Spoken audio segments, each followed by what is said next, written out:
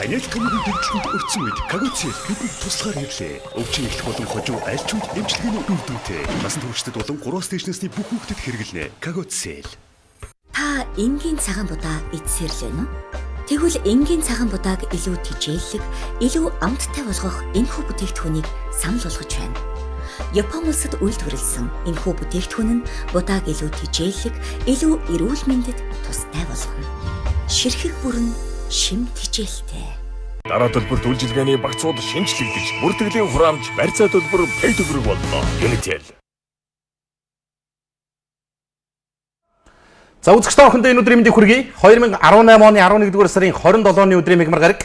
Улсын нийслэл Улаанбаатар хотод оройн 18 цаг 1 минут ТV телевизийн 1-р суваг Радио FM 103.6 дэлгүүрийн хамтарчин цаг мөчид Монгол комент нэвтрүүлгийг орон даяар хүрэхэд бэлэн байна. Үзэгчдээ охин үзэл бодлын эндэртэй тавтаа морилцоогоороо ТV Монголиа гэсэн манай онлайн пэйжид лайк дарж нэгдэн үзэл бодлоо чөлөөтэй илэрхийлэх боломж байна гэдгийг тодотгоё. За пүүжид юун түрүүнд энэ өдрийн мэндийг хүргэе. За бас ард урд асуудал шалтгаантай байсан өдөр хоногудад бас хичээн зүтгэж ганцаараа төр төмний дуу хоолой болсон бас баярлалаа гэдгээ хэлье.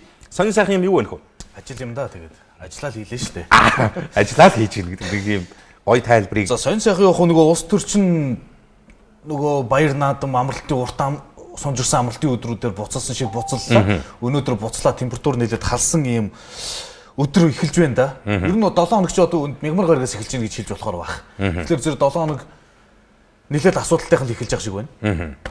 За дүнгийн түрүүхэн бодвол бас ингэж мэдээллүүд шидэд ирж байна. За төрийн байгуулалтын байнгын ороогоор ерөнхий сайдыг огцруулахыг дэмжлээ гэсэн мэдээлэл GoGov цэгийн сайт дээр гарлаа. За төрийн байгуулалтын байнгын орооны хуралдаанд за GoGov дээр мэдээлсэн мэдээлэл дээр бол 16 гишүүн оролцсон юм байна. 10 гишүүн дэмжиж засгийн газрыг огцруулах саналыг дэмжиж 6 гишүүн татгалзсан ийм саналыг өгч төрийн байгуулалтын байнгын ороо Монгол Улсын засгийн газрыг Монгол Улсын ерөнхий сайдыг огцруулах асуудлыг дэмжлээ гэсэн ийм мэдээлэл дүнгийн түрүүхэн бас GoGov цэгийн сайтаар ирж байна. За энэний урдхан бас Монгол Ардын намын удирдах зөвлөлдөөс гарсан шийдвэр бас нийтэд хүрнэлээ. За их хурл дахь ардчилсан намын бүлэг бас өнөөдөр нийтэд мэдээлэл хийчих шиг боллоо. За 27-гийн 37-гийн гэдэг болчиход байгаа шүү дээ. Одоо энэ нөгөө 32-ын 33-ын гэдэг бүлгүүдийн чинь 27-гийн 37-гийн гэдэг болсон. Аль аль нь мэдээлэл хийх шиг боллоо. За сэтгүүлчд бол үндсэндээ төрийн ордонд төөрж явах шиг байна. Энэ ардын намынхны хурдыг бол гүйцэтгэж байжлаа шүү дээ. Одоо баг гишүүн болгоно хэвлэлийн урал хийж байна. Булан болгонд мэдээлэл өгч байна. Мэдээлэл хийж байна. За ингээд явсаар одоо үр дүнгүүд нь түрүүчээс гарч эхэлж байгаа юм байна. Эхний ээлжинд бол төрийн байгуулалтын байнгын ороо ерөнхий сайдыг огцруулъя гэдэг санал гаргаж дэмжсэн гэж байна. За Монгол Ардын намын бүлэг хуралдсан бас тодорхой шийдвэрийг гаргасан. За ингээд ийм мэдээллүүд нийтэд хүрээд явж байна. За энэ улс их орн бол үндсэндээ энэ улс төрсөн нөхцөл байдлын хүлдвэргдэж дууслаа. Нэг нүгүү. Өнөөдөр ярих ямар сэдвүүд байна гэдэг ингээд түрүүчээс комент зөвлөлүүд бичээд орж ирээд асууж байгаа шүү. Маш олон байна. Монгол улсын Ас баруун хязгаард 5 аймаг 40 гаруй сум гэрэл цахилгаангүй болчихсон. Цагаагаарын он цаюултай нөхцөл байдал дайрж өнгөрснөөс 240 гаруй өрхөйл гэргүй болсон хөлдөж осох юм нөхцөл байдал төр байж байна. Гэтэл энэ улс төрсөн нөхцөл байдлыг чинь үр дүнд өнөөдөр энэ салбар хариуцсан сайдаа томилж чадаагүй. Монгол улс хөдөө аж ахуйн сайдгүй. Нөгөө мууд нэртэй хуу данстай хүнжил бүгээгээ үрсэн онцгой байдлын аврагчид ийшээ тэр нөхцөл байдал руу явж байгаа. Эрчим хүчний газраас 20 гаруй мэрэгжилт явсан гэсэн. Эн чинь 5 аймгийн 40 сум 240 өрх гэр оронгоо болцсон байж байгаа. Агаарын бохирдол эхэлсэн. Ард иргэдэд хамгийн ихний шаардлагатай зөвлөмж, сануулга, мэдээллийг өгч явах ёстой төр засгийн үйл ажиллагаа нам зогссон. Төрийн бус байгууллагууд бидний ирээдүйн үр хүүхдэд санаа зовсон зовлсон гадна дотныхон Монгол хүүхдүүдэд үнэгүй маск тараа игээд яриа сууж яхийг Монголын төр засаг ичгүй хараа сууж. Энэ нөхдүүдэд бол үндсэндээ одоо яг сандал ширээнээс нь илүү үнцэнтэй байх болчихсон шүү дээ. Аль нь тэр одоо бол тэрэн сайхан энэ муухай гэдэг зүйлийг ярих утгагүй болж эхэлсэн. Доллар 1600-аар авчлаа. Юу чи ямар гоё юм ярьд юм бэ? 2600. 1600 болохоор нөгөө нэг андуураад явж байна. Одоо энэ чинь яг миний хард гогогийн мэдээ байна л да. Америк долларын ханш 2614 төгрөг, зарах нь 2614 төгрөг. Хизээ юм болж байна. Одоо өнөөдрийн ханш саяны намралтын өдрүүд ирэл юм баг та. Үгүй өөрөөгөө хэлэх юм уу? Тэгээ өөрөөгөө хэлэх юм. Тэгээ хэлээгүй шүү дээ. Монгол комментэд нэгдэцгээе. За. Тэгээд яаж хэлээгөө? Долларын ханш тий. Яг иймэрхүү юм дээр л одоо улсын хурлын гишүүд яг энэ улс төр жишгээ хэрэлдэж явах хэрэгтэй байхгүй юу? Долларыг хэн буулгах юм бэ? Монгол банкны ерөнхийлөгчд хариуцлага тооцох үгүй юу гэдэг асуудал ингээд ярьж байгаа хэрэгтэй. За тэгээд нөгөө нэг сайдаа томилох юм үгүй мүү гэдэг асуудлаа ярьж байгаа хэрэгтэй. Энэ онцгой байдлын асуудлуудаа яах юм бэ? Салхишуурга яах юм? Үйлчлэлтийн бэлэн байдал нь хангалттай үгүй юу? Төсөв төлөвлөгөө чинь нөгөө 20 мориг генетрэ гэж ярьж байгаа хэрэгтэй зүйл дээр ч бол ярихгүй. Би чамд ерөөсөө зүгээр л шодрогныг хэлье. Яг албан тушаалын төлөө ингэж алалтан тэмцэлддэг шигэ ам долларын ханшийн өсөлттэй шатхуун нефтийн бүтээгдэхүүний үнийн өсөлттэй үдсэн болов үдийд Монгол улсаас над доллар ч гараа зугтцсан байна. Харамсалтай нь тийм дургууд хүчгүй гэдэг нөхцөл байдал анзаар гэж би хэлээд тийм шүү дээ. 240 хайлын гэр нурцсан байна. Энийг мэдж байгаа төрийн жишээ байна уу? 5 аймгийн 40 сумд ийм нөхцөл байдал бий болсон. Хүлдэлт эхэлж байна одоо тэнд. Өнөө өвөл сүүлийн 25 жил 26 жил тохиолдоогүй хамгийн хүүтэн болно гэдэг ийм урьдчилсан төлөв мэдээллийг бидэнд ирүүлж байна. Урьдчилан сэргийлэх талаар ямар арга хэмжээ авч хэрэгжүүлж байна. Нөө Улаанбаатар хот руу түүхийн нүүрс оруулахгүй энэ гэдэг журамчи яас утгаалцсан. Одоо энэ өглөө оройд энэ гэр оролтолд агаарын чанар ямар хөө байгааг яваад үзээч. Түүхийн нүүрсэж 5 сараас л. Гэр хороололт гэдэг юм байхгүй. 5 сараас оруулах. Гэхдээ Улаанбаатар хотод ямар хөө дүр зурагтай байна гэдгийг үзээрэй гэж хэлж байна. Нөгөө сайжруулсан шахмал төлж байна хайж байна. Үйлдвэрлэл хийсэн. Үйлдвэрлэл хизээ орж ирэх юм бэ? Тэгээ хизээ үйлдвэрлэл нь бол 200 мянган тонны хүчин чадалтай мэлж шүү дээ. Уг нь болцооны юм мэлж шүү дээ. Нефтийн үйлдвэрийн бүтээн байгуулалт яаж байгаа? $80 долларын ханшийн өсөлт одоо юу болж байгаа? Бүх юм ард иргэдийн нуруунд дээр үлдлээ шүү дээ. Та нарт бол зүгээр албан тушаалын зодон л үлдлээ. Та нар бол ингээл нэг хоёр талдсан бүлэг практикуудынхаа тэмцлийг үргэлжлүүлэх юм байна. Энэ хэрээр өдөр тутам муу муухай бодол булаага нийтэд дийлгэж үзүүлэх юм байна. Энэ шоу сенсацийн дунд чинь энэ Монголын 3 сая иргэн үнэндээ мүлхтлөө. Гэхдээ эхний ээлжийн одоо цэг тавих маргаан энэ 7 хоногт дуусах хэрэгтэй. Өнгөрсөн 7 хоногийн даваа гарагт шийдэх юм билээ шүү дээ. Өнгөрсөн 7 хоногийн даваа гарагт өргөн барьсан 14 хоногийн дотор хилцэх ёстой. Өнөөдөр байнгын ороогоор хилцэж байгаа нь бол байнгын ороо хуралдах ёстой хамгийн сүүлчийн өдөр юм байна. За энэс хойш бол чуулганаар оруулаад энэ 7 хоногт ерөөхдөө засаг огцрохгүй юу гэдэг асуудлаа нэг талдаа шийдэх юм байна. Нэг талдаа үнэхээр гараасаа тэнд арай хэл юм аа. За, Монгол Ардын намын удирдах зөвлөл засгийн газрыг огцруулах шаардлагагүй гэсэн шийдвэрийг гаргасан гэж. Ийм чиглэл өгч байгаа юм. Монгол Ардын нам удирдах зөвлөлийн тогтоол улсыг хурлдах Монгол Ардын намын бүлэг чиглэл өгөх тухай. Ардын намын удирдах зөвлөлөөс намын их хурлын намын бүлэгтээ өгч байгаа чиглэл. Монгол Ардын намаас 16 оны улсын хурлын сонгуульд дэвшүүлсэн оролцсон мөрийн хөтөлбөрөөр хэрэгжүүлэх Монгол улсын хөгжил дэвшилт үнэтэй хувь нэмэр оруулах хүйц нефт боловсруулах үйлдвэр төв зөвлөх байгууламжийн шинжилэл 10 аймгийн цахилгаан станц 5 дахь төсөл зэрэг үр дүнтэй ажилдаа зохион байгуулж байгаа том төслүүдийг үргэлжлүүлэх 2020 оны улсын их хурл орон нутгийн ээлжид сонгуулийн хугацаа өртөж байгаатай холбогдуулаад Монгол Ардын намын дарга Монгол Улсын ерөнхий сайд ухнаагийн хөрөлцөхийн тэргүүлсэн Монгол Улсын засгийн газрыг тогтвортой ажилуулсугай гэдэг ийм чиглэл өгч байна. Намын удирдах зөвлөлтөөс их хурлдах намын бүлэгтээ өгч байгаа. За үүний араас нь залгаад мэдээллийн go.gov.cg сайт дээр төрийн байгуулалтын байнгын орооны мэдээлэл гарч байна. Энэ Хөрсгийн засгийн газрын 8 сайд жижиг дунд үйлдвэрээр сулгаалсан шинэ ноцтой баримт гээд бас мэдээллийн сайтууд илгээд эхэлдэг.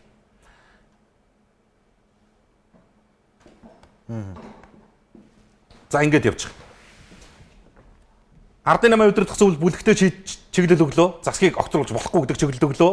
Араас нь төрийн байгуулалтын байнгын хороо оруулалтаа огцруул яа гэдэг дээр санал нэгдлээ. Ямар үндэслэл шалтгаанууд байгаа юм бэ гэсэн чинь мэдээллийн захим сайтууд түрүүчээсээ ингэж бичээ гаргаад ирчихсэн. Ай Монголиа цэгийн сайт дээр. Хөрсгийн засгийн газрын 8 сайд жижиг дунд үйлдвэрлэлийг дэмжих сангаас сулгаалсан шинэ ноцтой баримт илгээхлээ. Засгийн газрын дахиад 8 сайдын асуудал гарна. Энд дээр бүр хэрэг эрхлэх газрын дарга зандан шатраар эмийн үйлдвэрт 1.2 тэрбум, асрал хайрханд 1.7 тэрбум төгрөгийн санхүүжилтийг авсан. За ингээд сангийн сайд. Хамтаа хайрхан гэж. Барилга бот байгуулалтын сайд. Энэ. Эрчим хүчний сайд даваасар. Энэ. Хөдөлмөр нийгмийн хамгаалалтын сайд Чин зөрөг, Бэвэр компаниар. Батлан хамгаалахын сайд инх бол Үлзий дэс компаниар. Ууд уурхай хүнд үйлдвэрийн сайд Сумья базар, үндэсний хөрөнгө оруулалтын банкар. За байгаль орчин аюул жуулчлалын сайд Баян 5, Баруун загвар гэдэг ийм компаниудаар зээл авлаа гэдэг ингээд ийм шинэ баримт гээд 8 сайдын за энэ хоёрыг нь бол угаасаа үзэгчд мэдчих. Ийм баримт гаргаад ирнэ. Ингээд ер нь жидүүчин өөрөө юу болоод явчихва гэдэг асуудал бас ард нь сөхөж. Одоо ингээд энэ засгийн газрын 8 сайдтай холбоотой асуудал гарч ирсэн араас нь залгаад мэдээлэлүүд хийчихлээ. За эхлээд засгийн газрын хэрэг эрхлэх газрын дарга зандан шатар бол цагдаа гэрэнхийн газрын дарга хайгалсан өргөдлөгчд юм. Тэгээ Улсын хурал засгийн газрын нэр бүхий гишүүдийн нэр төр талдсан гүтгэлэг мэдээллийг 11-р сарын 24-ний өдрөөс эхлээд Facebook захим орчимд зохион байгуулалтаагаар тарааж байна. Миний бие болон надтай хамааралтай хувь хүн аж ахуйн нэгж компани жижиг дунд үйлдвэрлэлийг хөгжүүлэх сангаас зээлд хамрагдах зээл аваагүй, нөлөөлөөгүй тул улс төрийн зорилгоор зориуд тарааж байгаа гүтгэлгийг яаралтай шалгаж хариу мэдрэхийг хүсье. Улсын ерөнхий прокурорын газарт хувийг хөргүүлүүгээд ингээд байж байна. Монгол Улсын засгийн газрын хэрэглэх газрын дарга зандан шатар гэсэн там гар үсгэт. За энэний араас барилга бот байгуулалтын сайд Бадилхан бас мэдээлэл гаргаж байна. Энэ жижиг дунд үйлдвэрлэлийг дэмжих сангаас зээл авсан асуудал. Сүүлийн өдрүүдэд засгийн газрын нэр хүндийг унах зорилгоор зарим сайд нарыг жижиг дунд үйлдвэрлэлийг хөгжүүлэх сангаас зээл авсан мэтээр мэдээлэл тараасны дотор миний нэр ч орсон байна. Надтай хамаарал бүхий хүмүүсийн дотор Mon Lives компани, Хагнат компаниартай холбогдол бүхий хүмүүс байхгүй ба энэхүү мэдээлэл нь гүтгэлэг гэдгийг хариуцлагатайгаар мэдэгдээ. Улсын хурлын гишүүн барилга бот байгуулалтын сайд Бадилхан. За ингээд засгийн газрын нэр бүхий 8 сайттай холбоотой жижиг дунд үйлдвэрлэлийг дэмжих сангаас авсан байж болох онц их хэмжээний буюу тэрбумаас дээш төгрөг байлээ. Төгрөгт ийм санхүүжилтийг хууль бусаар нөлөөллийн байгууллагуудаараа дамжуулан авсан байж болох тухай мэдээлэл нийгэмд тарсны араас эхлээд энэ за би зүгээр түрүүчээс нь хэрэг эрхлэхийн дараагаас эхлээд сайдуудын мэдээллийг хүргэж байна. Мэдээллийг аль болох тэнцвэртэй өгч штэ. За ингээд энэ бүх сайдууд мэдээлэл хийсэн. За бүгдээрээ надтай хамааралгүй холбоогүй ийм нөхцөл байдлаар ерөнхийдөө бол энэ улс төр явчлаа. Одоо бол жидүү гэдэг чинь ерөөсөө засгийн буулгах гэсэн зорилготой зохион байгуулалттай ийм компанид ажил болоо явчлаа гэдэг ийм зүйл ирчихсэн. А гэтэл энд чинь бас нягтлж үзэх наанууд цаануу гэж ярмаар асуудал байгаа юм. Үнэхээр жидүү одоо юу гэдгийг засаг огцруулах нэг шалтгаан болцсон уу гэхээр энэ дотор гацаа байхгүй хөдөлгөхгүй баримтаар үндэслэлтэй батлагдаад байгаа сайдуудын асуудлыг яах юм бэ? Шалгагдж байгаа сайдынхаа асуудлыг яах юм бэ? Шалгагдаад гимбруутан тогтоогдсон сайдын асуудлыг яах юм бэ гэдэг дээр 60 дэргэд хариулт нэгж шít. Зүв зүвтэй шаардлага тавьж байгаа. Энэ бол за би түрүү нэвтрүүлгийнхэнд хэлсэн шít. За ингээд энэ асуудлуудыг яриад иж болно. Хамгийн том хохирогч нь монголчууд боллоо, Монголын иргэд боллоо. Энийг ухаараач тээ. Өнөөдөр төрийн ордонд мэрэгжил нэгтээ сэтгүүлч энэ хоёр талцсан зодоонд оролцоод байгаа нөхдүүдэд хандсан асуултаа хэлж байна л шүү дээ. Одоо та нөхдөөс ичж байна. Та нөхдийн энэ булайг чинь сурвалжлаж нийтэд хүрэхээсээ сэтгүүлч бид нар ичж байна. Яг ийм болчлоо шүү дээ. Үнэхээр юм хүндрэлээ энэ нөхцөл байдлаа дүгнэлт хийгээч гэдэг ийм асуудлыг бас энэ сошиалд бол өнөөдөр харин их идэвхтэй ийм барилга санаачлагууд нэлээд явж байна. Хаанаа л хариуцлагагүй зод нүүрлж байна. Иргэний эсгийн ерөнхий газрын мэрэгжилтэн согтуудаа бусдтай маргалдаж зодтолцсны улмаас аймаа алд. Анх асуудал гарч ирж яхад нь хүү яа гэсэн болов. Анхаарсан болвол дахиад нэг сайхан залуу ингээд цаг бусаар амнаас алдгааргүй байлаа шүү дээ. Иргэний нисгийн ерөнхий газарт өмнө зодон болсон шүү дээ. Сарын өмнө. 2 сарын өмнө. Битээр яг сууж байгаа ярьжсэн. Зөөгчийг зодсон байна бүлгэлж. Амралтын газар ажиллаж исэн зөөгчийг дуудаад янз янзын биелүүлэх боломжгүй шаардлага тавиад тэгээ ийм тим гэдэг тайлбар өгснийхэн төлөө зодсон байна гэдээ ингэ ярьжсэн. Иргэний эсгийн ерөнхий газрынхаа та нар хариуцлага алдаж байгаа албан тушаалтнуудаа ийм хяналт тавиач. Хуулийн байгууллагаараа шалгуулаа. Бусдын бие махбодод халддаг ийм хэрэгсгэрс үйлдэл танаа байгууллага дээр хид хид удаа яригдэж байна. Яаггүй хэр иргэний эсгийн ерөнхий газар ерөнхийдөө энэ Мят компани дагсан энэ авиа компани энэ агаарын тээврийн салбарт орсон ажилтан албаагчид гэрлийн урдаар мөнгөждөг, хөрөнгөждөг. Тэр нэг гинт баяжсан хүний л характерууд л гарч эхэлж байгаа шүү дээ. Хайрын залуу бас ингээл ийм чинь өдөр тутам ингээд сонсоод өнгөрөөд баймаргүй шүү дээ. Өнгөрсөн 7 хоногт иргэний эсгийн ерөнхий газрын мэрэгчлэнүүдийн нэг амиа алдсан харамсалтай хэрэг гарсан. Тодорхойлбол иргэний эсгийн ерөнхий газрын худалдаа авах ажиллагааны хэлцээ ахлах мэрэгжилтэн хээгжийн мэрэгжилтэн Б-нар согтууруулах ундаа хэрэгэлсэн үедээ бусдаа маргалдаж зодтолсон. За үүний улмаас иргэний эсгийн ерөнхий газрын ахлах мэрэгжилтэн хийн хүнд гэмтламж эмнэлэгт хүргэгдэн насварсан гэж. Энэ хэрэг ажлын бус цагаар шөнийн цэнгэний газарт гарсан талаар их сурвалж мэдээлж ирж байгаа. Хэдхэн сарын өмнө иргэний эсгийн ерөнхий газрын удирдах албан тушаалтнууд буюу тус газрын дотоод аудитын албаны дарга агаарын инновацийн бодлого зохицуулалтын хэлтсийн дарга нар за би энд нэрийг хэлсэнгүй. Сүхбаатар дүүргийн 1-р хорооны нутаг дэвсгэрт үйл ажиллагаа явуулдаг жуулчин төвийн караокед үйлчлүүлж байгаад бармен залууг зодож танхаарсан байдаг. Энэ миний ярьж исэн энэ биш үү? Яг энэ миний ярьж исэн энэ уу? Энэ нийгэм чинь бүр болохоо байлаа. Нэр бүр арга ядсан байдлаар гуйж штэ одоо. Архиталт хэрээс хитэрчлээ. Ажилгууд л газар авчлаа. Ядуурл бүр нэргчлээ. Хизээвэл нэг статистикийн байгууллага сая шинжилсэн суурь судалгаагаа танилцуулсан байсан. Сарын дундаж цалин 1 сая 25 мянган төгрөгт хүрсэн судалгаа дөнгөж танилцуулаад энээс 7 хоног байж хад өнөөдөр нэгдсэн үндэсний байгууллагаас Монгол улсын нийт иргэдийн 68% нь ядуу буюу нэн ядуу гэсэн энэ хоёр ангил багтж байна гэж. 68%. Улсын чинь 70% ядуучуудын игнэнд орсон та нөхөд ингээд уралцаал албан тушаалын зодон хийж. Ямар мөнгөтэй юм тий. Ээлж ээлжээрээ хэвлэлийн урал мэдгэл хийх юм. Ээлж ээлжээрээ телевизэн юм шоу ярилцлагуудыг дөрөв эзэгч л шүү. Ард чинь бол энэ ус төрхөнд нэр за болж байгаа олон юм би. Болохгүй нь давлаа шүү. Шудраг гэлэхэд. За телевизэн шоу ярилцлаганд орж байгаа гэж энэ сая улс төнгөсний баяраар улсын хурлын гишүүн мөнхбат цензургүй яриад орлоо л доо. Тэгээ тэнцэнээс юу харагдсан гэдгийг энэ ч сонь цэг юм дээр юм нэг нийтлэл гарцсан байгаа. Улсын хурлын гишүүн мөнхбат гишүүн 550 сая төгрөгөөр тайлбарлаж чадсангүй гэдэг. Мэдээж цензургүй сурвалжлалд орж байгаа хүн бол одоо бүхий л юмаа ярих хэрэгтэй болно л доо. Тэгээ нөгөө байрны асуудал яригдаж байгаа шүү дээ. 3 тэрбумын байранд амьдарч ийм л гин. Тэгээд юу яаж хөрөнгө осын инээтрээ гэж ярьсан асуудал ингээд гараад ирсэн чинь энэ чинь ингэж байна. За тоо бодоод үзээгээд. За зайсангийн байр нь 800 саяар зарсан. Эхнэрийнх нь компани тоног төхөөрөмж 127 саяар зарсан. За ингээд 300 сая болсон энэ нь. За дээрэс нь байраа барьцаан тавьж 389 саяг авсан гэдэг. За энэ ингэж байна. 800 сая нэмэх нь 300, нэмэх нь 389 сая нийтдээ 1.4 тэрбум төгрөг. Тэгээд за яг энэ байрын хамгийн багаар 1.9 тэрбум төгрөгөөр отоход 550 сая төгрөг яаж олсон бэ гэдэг ийм асуудал гараад ирж байгаа юм. Ерөнхийдөө иймэрхүү тайлбаруудыг тавиад харин иймэрхүү тайлбаруудыг тавиад явсан. Тэр тайлбарлсан өгнүүдийн нэмээд үзэхлээр л 1.4 тэрбум болж байна л. Тэг ингэж байгаа. Тэгээд цаана 540 сая нөгөө нэг тусаар тогтлын ордныг яруу найргийн тавлтаа хийгээд мөнгө олсон гэдэг шүү дээ. Тэрийг оюутнуудын тэтгэлгээд өгсөн гэж байгаа. Тэгсэн мөрлөө одоо болохоор зөв байрандаа хандуулсан гэдэг юм. За жижиг дунд үйлдвэрлэл эрхлэх компани энэ эхнэрийнх нь нэр дээр байдаг компани байж пүүж наач дэлхийн арай урд иргэд байна байж ихөө наач их учир болоо явчлаа. Чи одоо наач ямар сони юм бэ? Чи хараа амьдрж исэн байраа зараад дээрэс нь аваагийнхаа үйлдвэрийг зараад тэгсэн. Дээрэс нь зээл аваад дээрэс нь өөр байр барьцаанд тавьж байгаа ингээд нэгэн байранд ордог одоо ийм эргүү баг уханч байдаг юм болов юу? Наач чинь бүр амар сонирхолтой юм аа. Тэгээ тэр одоо дутчих байгаа гэхэд 550 сая гэдэг чинь 55 сая төгрөгийн дундаж үнэтэй нэг 2 өрөө байр гэхэд нэг 55-аас 60 сая төгрөгийн үнэтэй яг холдоохон зайтай бодож штэ би.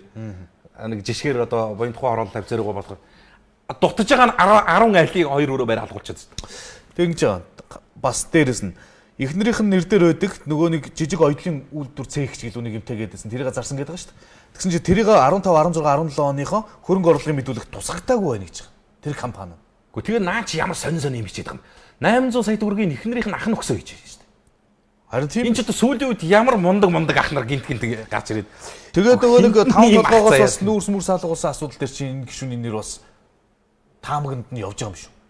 За мэдхгүй. Энэ наадах ч юм бол ерөөсөө амар би нэг мэдээлэл хийгээд залруулж ирсэн зөв үзэгчд маань санаж байгаа болоогүй бол улсын хурлын нэр бүхий хоёр гишүүн хоорондоо нудраг зөрүүлсэн аргирийнх нь амьдрал ах уу ийм байж ах тэглээ гэдэг юм а би хариуцлага алдсан юм дээр ер хүн шиг л хүлийн зөвшөөрөл явж байгаа шүү дээ.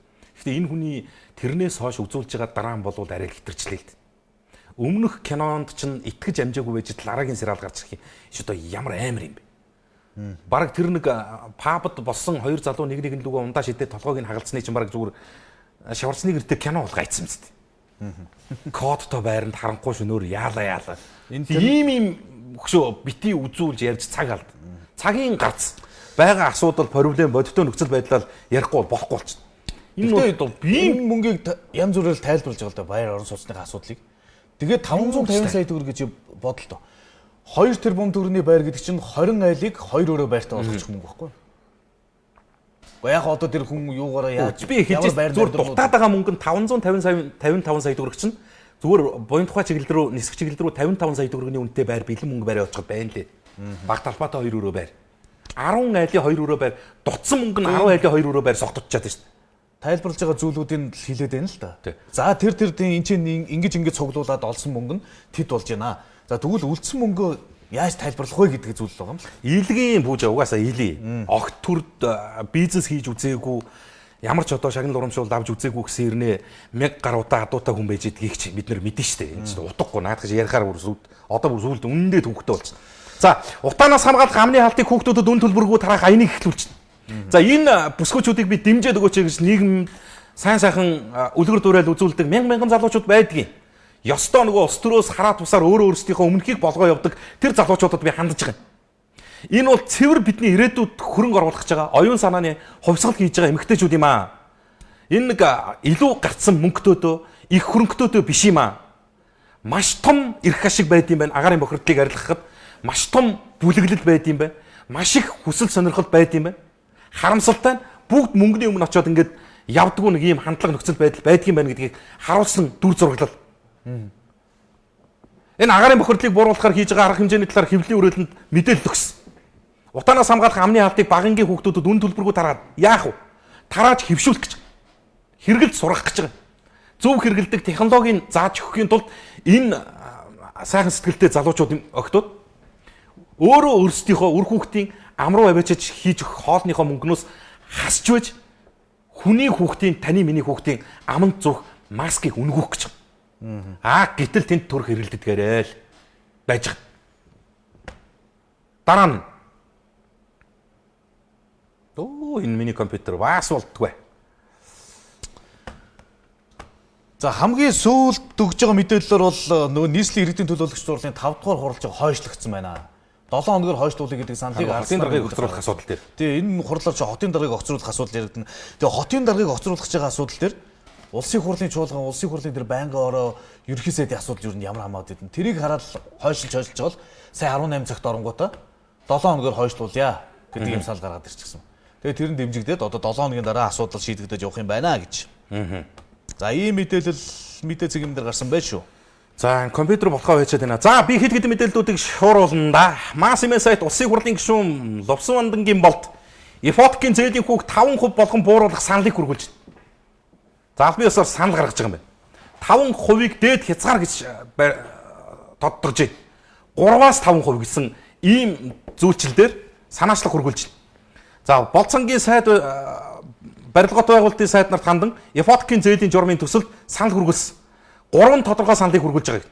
Гэр хорооллын айл өрхийн 90% нь инженерийн дэд бүтц бүрэн холбогдоогүй иймд нийслэлийн агаар хөрс орчны бохирлыг бодтойгоор бууруулах Ифоткийн зээлийн хүртээмжийг нэмэгдүүлж гэр хорооллын айл өрхийг ижил тэгш боломж нөхцөл болцоогоор хангахын тулд журмын төслийн 2-3-ын 2-д инженерийн дэд бүтцийн шийдэлтэй байх гэснийг хэсэгчлэн болон бие даасан инженерийн дэд бүтцийн шийдэлтэй байх гэж өөрчлөх гэдэг. Гэр хорооллыг инженерийн дэд бүтцтэй болгоё. 90-с дээш хувьтай боломж байна гэж байна. Дээрэс нь Ифоткийн зээлийн санхүүжилтийг энэ байна. Энэ 8% гэснийг зээлийн жилийн хүүг 3-аас 5% гэж өөрчлөх гэсэн саналуудыг хүргүүлж байна. Ингээд ийм ажил хэрэгч байж болохоор асуудал бас нэлээд улс хуурдтай хандаж ээж магадгүй гэж харагдах ийм санаачлагууд аль ч хамаагүй энэ төрийн ордны нэг өрөөнд ороод алга болчих. Замхарч. Хилцэгддэггүй. Ипотекийг 3% болгочихно гэж боддоо. Гэхдээ хичнээн аятайхан байх бай. За боли дээдлэр нь бодъё. 5% гэж бодъё. Шууд ипотекийн зээлтэй байж байгаа 110 мянган иргэний амьдрал зүгээр гэрэл хасж байгаа байхгүй. Бид ипотекийн зээлийн дарамтанд байхгүй байгаа юм. Тэр зээлийн хүүгийн дарамтанд байгаа байхгүй юу да. Тэгээ ийм асуудал орж ирэхээр энийг ярих, энийг хүлээж авах, энийг ажил хэрэг болох сайд байхгүй.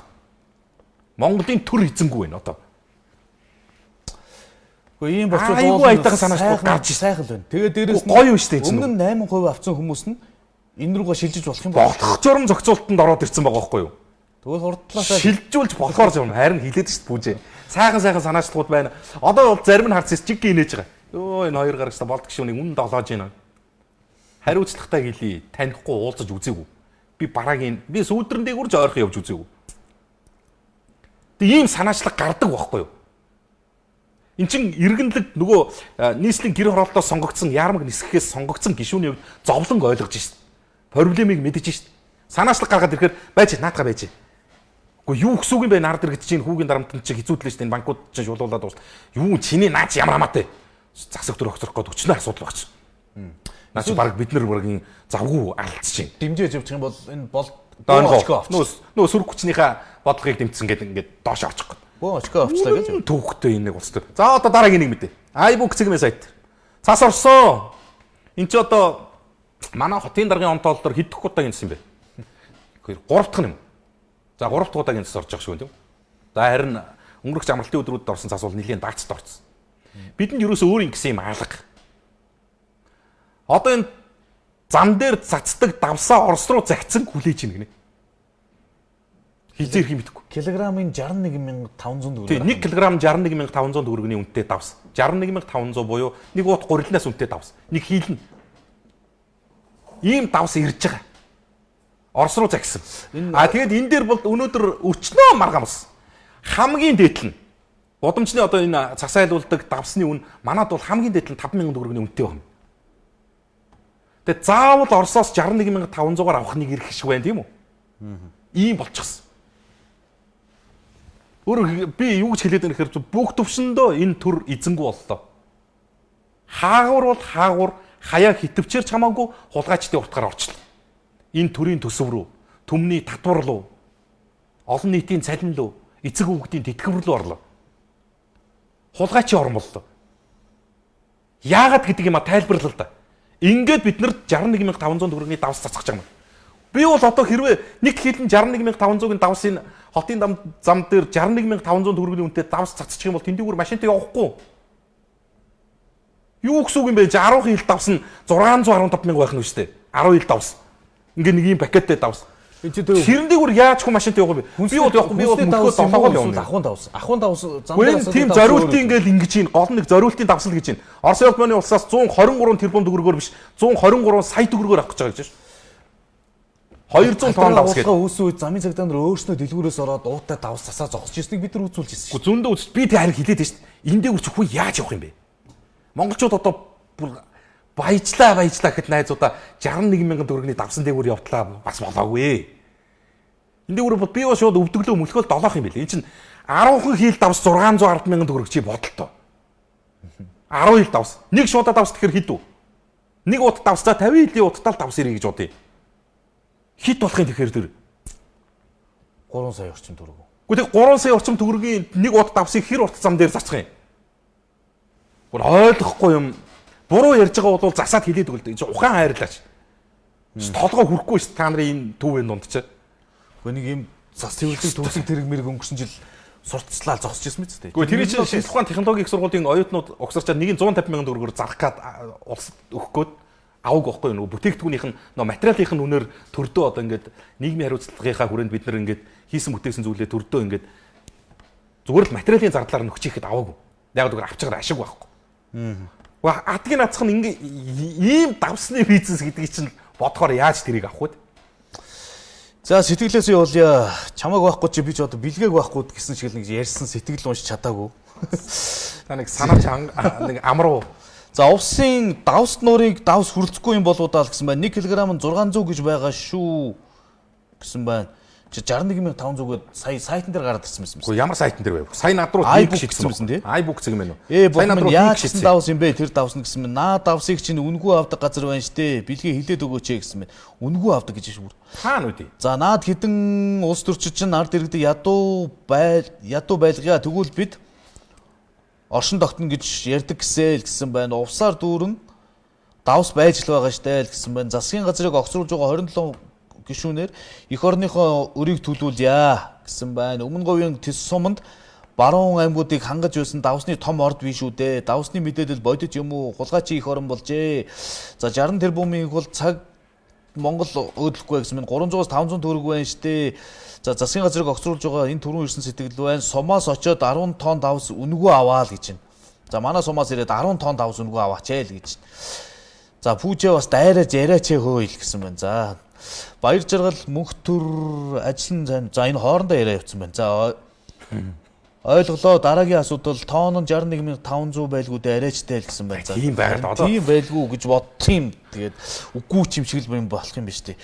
Тооны нарийн ухаан байна гэж хулгайчид мөнгө угаах арга байх та заавал уншаад өгөөч. За миний би Эрдэнэ хотын 7 дугаар микрод оршин суудаг сүүдэр талдаа байрлах байранд дулаан арай дэнлээ маш хүйтэн байна. Хоол хийж усанд орчхоор гэрээр дүүрэн уур за нэлх хүүхдийн даав хайчгүй угаагаад парн дээр тавихаар цонх цантаад Эрдэнэ тус компани хэвийн тулаа өгч байгаа гэхийн гэвч өдөртөө гэрт 19 градус шөнө 18 байсаар байна. Нийт байр ийм биш иргэдээ ялгаж байгаа юм шиг ялгаатай байна л гэсэн байна. За манай хоёр нэрээ хөгжилтэй шүү л гэж байна. Хотын ерөнхий менежер Ган Төмөргөгч нөхрийг хийж байгаа ажил шүү наад Оросын холбооны усаас судалж авах асуудал чинь гэсэн байна. Аа тэгээ энэ мэдээллийг бүр баталгаатай ихсруулж байвал бидэнд хэлээд өгөөч. Би бүр үнэхээр бүр гайхаад ястаа бүр нэлийгээ сууж байгаа. Нөгөө ирүү так мултарлаа шүү.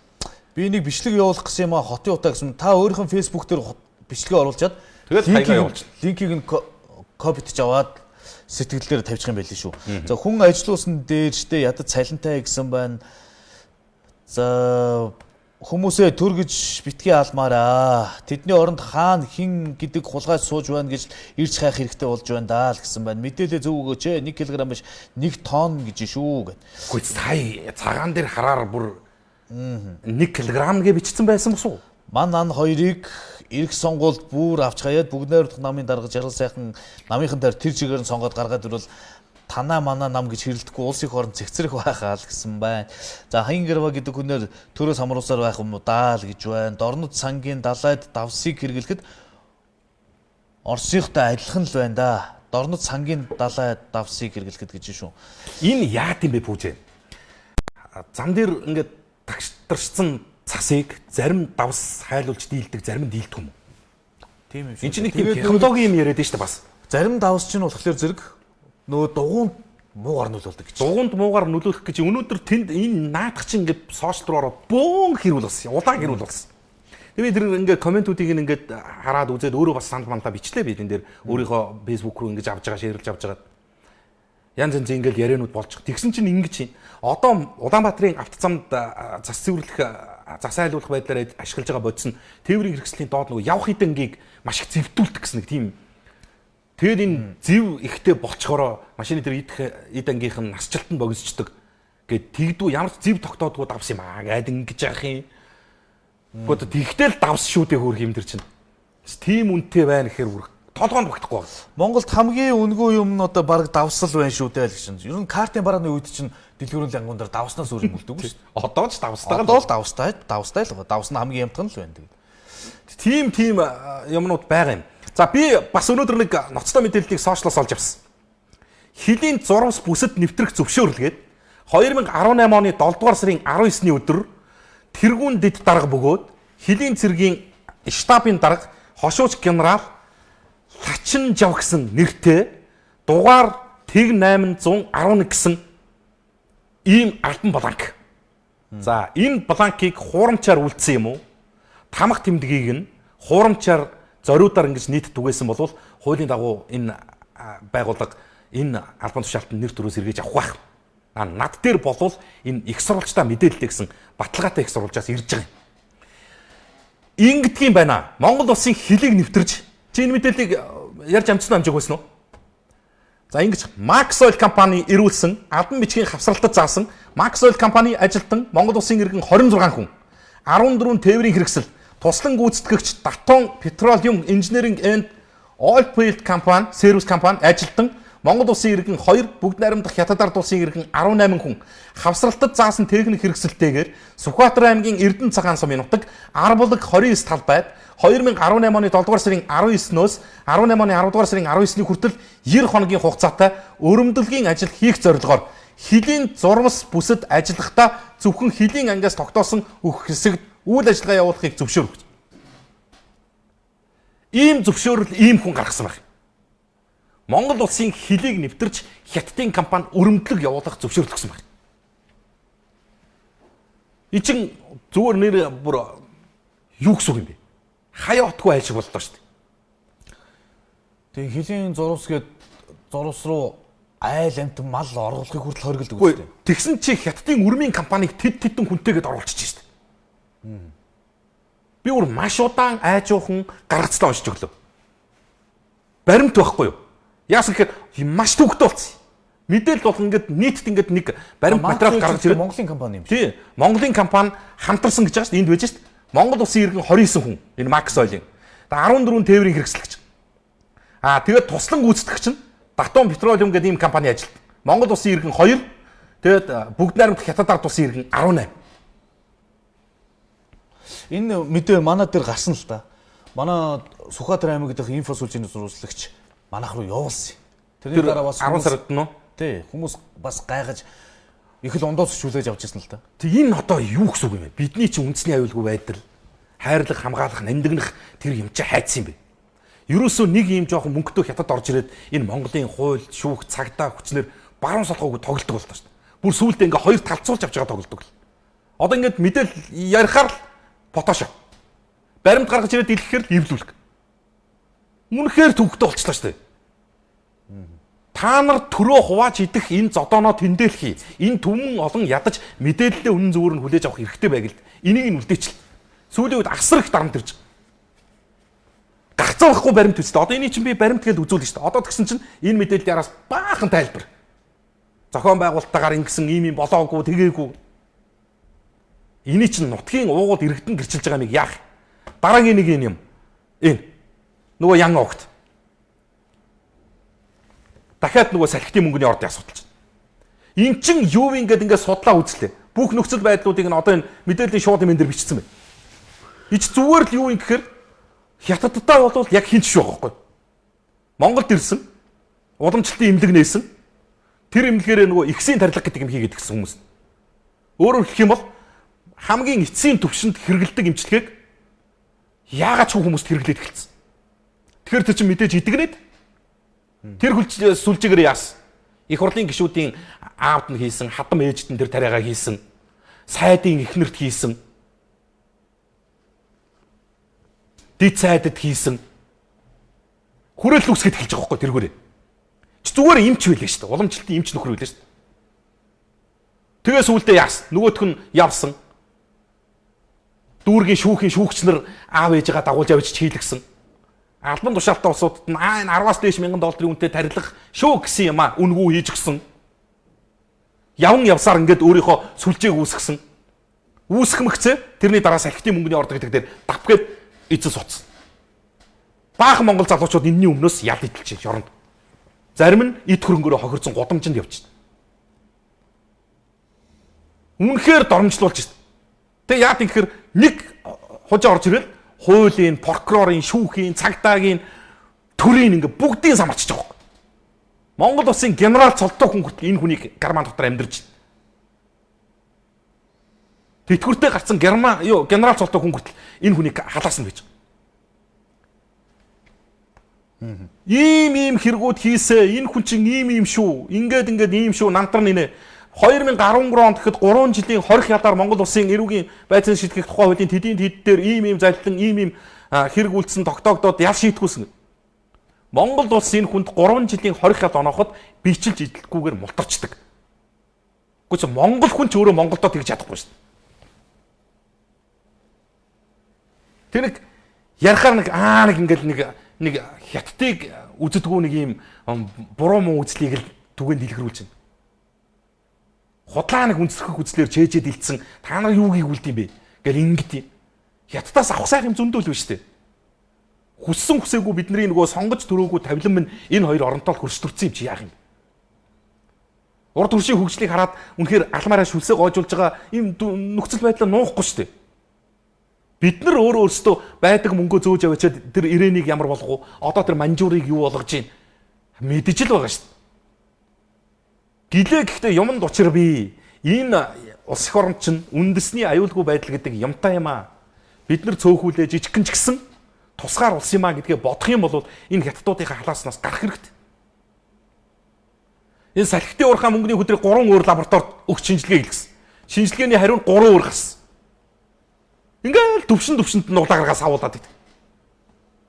Энэ мэдээлэл бол бас цаашдаа яригдгаар юм л. Би тэгээ энэ мэтээс юу гэж хэлэх гээд юм хэрэг ерөөсөө энэ хууль хяналтын байгууллага гэдэг чинь нэг юм захиалга гүйцэтгэгч болчихжээ гэдгээ бүгшинд төвшөнд баталж шээ.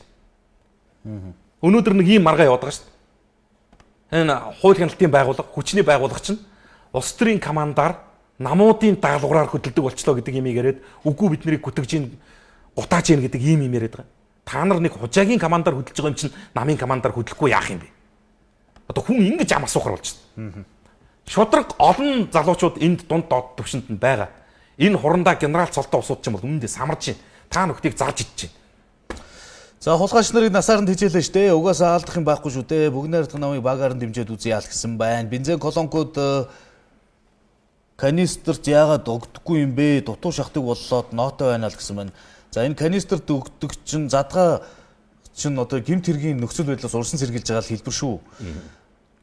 За сонгон нархан дүүргийн 28 дугаар хорооны гудамжны гэрэл дэндүү орой асаж байна. Сургуулийн хүүхдүүдийг хичээл тарах үед их харанхуй байх юм аа. Тунгаа та ажиллаа хийгээч холбогдох газарт нь хэлж ярьж өгөөч гэсэн байна. За генерал цолыг нь хураа гэсэн байна. 10 хүн төрийн асуудлыг шийдчих юм аа. Сурагчдын амралт яасан бэ? Даварцсан хятад байл гэсэн байна. За үндэсний аюулгүй байдал гэж юм алга боллоод байна штэ гэсэн байна. Наа жан гэдэг чинь барьж аваад хориочойл гэж байна. Хятад чинь сайн ч хүн би муу ч хүн би. Гэхдээ Монгол дандаа сайнуудаа явуулвал гэжтэй энэ тэнгүүд тэлгэсэндээ л гэсэн байна. За улсын хурлыг тараа гэдэг ард түмнээс сонгогдоогүй хар машин 60 тэрбум гэх мэтийн хууль бусаар төрийн эрх авсан хүмүүсээ айл гэсэн байна. Генералын ард ямар хүн байгаа болоо сайхан мэдээ. Виктори Кул Транс хэмээх тээврийн байгуулалтын нийт жолооч нар санаа нийлж бүрэн үнчин 5 хүүхдэд бүрэн тавилгатай 2 өөрөө байр авч өглөө. Сайн үсдэлэх болтугай л гэж байна. За энэ мэдээлүүд удахгүй гарах байлгүй дээ. Нэг ийм гэгээлэг мэдээ бас GoGo нийтэд хүргэсэн байсан шүү дээ. Энэ нэг банк хооронд хийдэг гүйлгээний чинь дээд хязгаар 1 сая төгрөг байсан шүү дээ. Сая төгрөг бол нөгөө хугацаа харгалзахгүй шилждэг байсан. Тэрийг өргөтгсөн байлээ 3 сая болгосон байлээ. Тэгэд ийм арилжааны банкуд хоорондоо гүйлгээгээ шимтгэлгүйгээр секундын дотор хийдэг болчихлоо шүү дээ. Өөрөөр хэлэх юм бол 3 сая төгрөгийг 3 секундэд шилжүүлэх болж байгаа. Одоо Голомт банкнаас хаана руу? Хаанаас хас руу? Хасаас капитал руу ч юм ингээд. Энэ хооронд 3 секунд орно 3 сая хүртэл төгрөг газар дээр шилжинэ. Шимтгэл чинь тий. Хооронд нь бол төв банкнаас гаргаж байгаа бодлого болохоор шимтгэлгүй зохицуулаад байгаа. Ямар шимтгэл вэ гэхээр дуран мэдээд нөгөө арилжааны банкуд нь өөрсдөө хувь шимтгэл тогтоочод байгаа юм. Манай банкнаас тийшээ шилжүүлвэл тэдийг тэндээс манайх дотор шилжүүлэх юм бол тийм гэсэн ийм тариф мөрдүүлчихэд одоо нэг банкны шимтгэл гэж нэг нэргүй хулгай байна. Нөгөө хумсалсаар хулгайч гэж юусоо яг ингээд 100-аар нь 50-аар нь 500-аар нь сагсаар байгаа одоо бүр яг одоо зүгээр өөрийнхөө данснаас мөнгө авахтаа л тэр харилцдаг банкнда нэг 500 төгрөг саалгадаг. Нэг интернет банкаар ороод гүйлгээгээ шалгахтал нэг 100 төгрөг татуулж идэг. Дий чин олон хүнийх ингээд түмэн хүний энэ гүйлгээ чинь болохоор нийт дүнгээрээ таличж байгаа шүү дээ. Энэ шимтгэлийг уг нь байхгүй болгох журам гарсан шүү дээ. Хэрэгжихгүй юм дааж. Бас нэг юм аятайхан мэдээлэл болсон байлээ зүгээр үзэгчдэд дуулгаж байгаа. Шимтгэл аваад байгаа шүү дээ л гэсэн байна. Цагаан хад гашуун сухад бомтод олон жолооч хэцүүдэж байна гэсэн байна. Сайн байна уу? Сурагчдын амарт юу болсон юм болоо? Сэтгүүлчнэр бүр хог болжээ. Ард түмнийг үнэн мэдээлэлээр нэгдэн хангаж чадахгүй байна гэд. Сэтгүүлчнэр бүр хог болжээ гэж. Сэтгүүлчтэй сэтгүүлчгүй бид нар чинь бүгдээрээ хог болчиход байна шүү дээ. Үнэн мэдээлэлээр хангаж чадахгүй гэж үнэн мэдээллийг өгөхгүй байна хамгийн гол. Одоо үнэн гэдгийг аль талын мэдээлэл гэж харж байгаа юм бол тий. Харин өнөөдөр тэр төрийн ордон сэтгүүлч харин тэглээ шүү дээ. Би та нарын наадах шившгээчийн сурвалжлагаас ичиж гинэ гэж. Заргийн сэтгүүлч өнөрөө тэгсэн шүү дээ. Одоо та нарын наадахын чинь сурвалжлагаас бол ичиж гинэ. За өнөөдөр бас нэг мэдээллийг нийтэд хүргэе гэж байгаад амжсангүй. Найруулагч тохиогчлоо. Нөгөө нэг ийм нөгөө пүүжэ өмнө уншсан нөгөө стандарт хэмжилзүүн байгууллагын тайлбар гэдэг няцаалт ирсэн. Одоо энэ дээр дахиад иргэн байр сууриа ингээд баримтаар авсаргаад ирүүлсэн. Та нар энийг одоо ингээд одоо битээр ингээд заргааш үлгэж. Чи тэр байгууллагыг уншиж өгсөн. Яагаад одоо минийхийг уншихгүй? Ингээд удаан хэрүүл. Энэ баримттай юм аа, нотлоготой юм, энийг дуулгаад өгч гэсэн. Би бодоод бэлдээд төлөвлөсөн байсан. Өнөөдөр бол үнэхээр эфирийн цаг амжсангүй шүү. Энийг маргааш бидэхдээ уншиж өгнө. За дараа нь бас нэг 2-3 хандив гуйцсан хүүхдүүдийн загтал байгаа. 4 настай нэг хүүхдийнх байгаа. Ой 3 сартай нэг хүүхдийнх байгаа. Бас нэг 24 настай нэг залуугийнх байгаа. Ар гэр нь холбогдоод энийг бас яаралтай уншаад өгөөч гэсэн хүсэлтүүд байгаа. За маргааш бас ерөн загтал руугаа жоох эрчимтэй орно гэсэн бодол байна. За 18 цаг 46 минут Монгол комент Мегмар гарагийн дугаарыг үзэж танд хүргэж өндөрлөж байна. Нэгдсэн нийлсэн сан сэтгэлээ бицэн ирүүлсэн танд баярлалаа. 5 гарагт маргааш 18 цаг тэг минутаас эргэж уулзъя. Урагай. Монгол комментэд нэгдэцгээе. Дараа төлбөр төлжилгээний багцууд шинжлэгдэж, бүртгэлийн хураамж, барьцаа төлбөр пэй төгрөг болно. Unitel.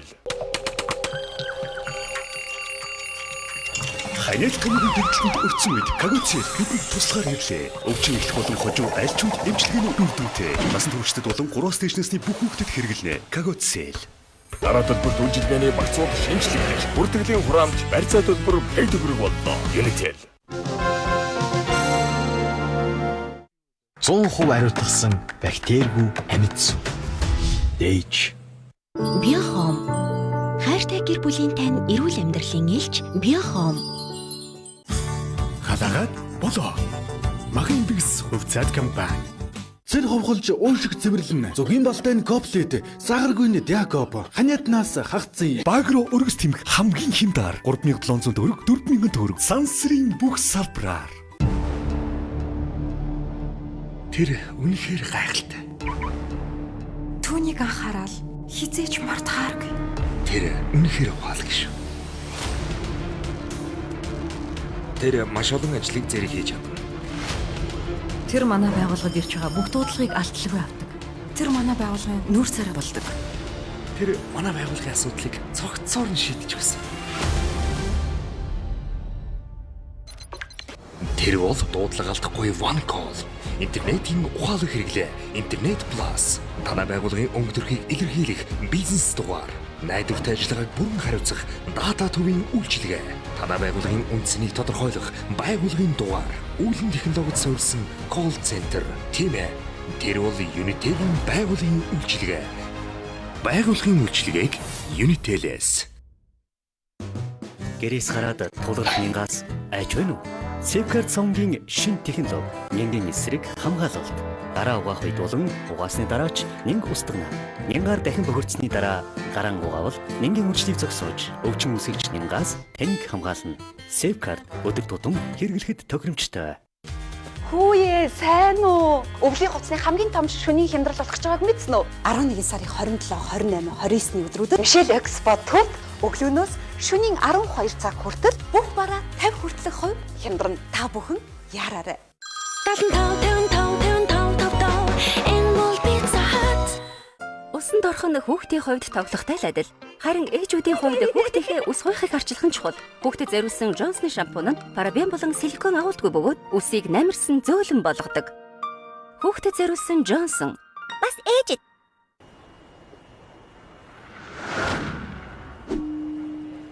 Үе мөчний өвдөлт болон бусад бүх өвдөлтийг намдаана.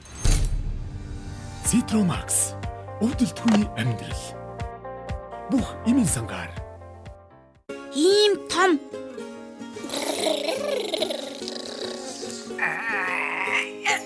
Чадахгүй. Хүүхдийнхээ гидсийг хэвэн байлгахын тулд юу хэрэгтэй ээжүүд сайн мэднэ. Хүүхдэд зориулсан линекс нь хүүхдийн гидсийг эрүүл байлгах ашигтай бичил бий агуулсан. Хүүхдийн линекс жижигхэн гидс маань эрүүл байг. Хүүхдүүдээ пицца.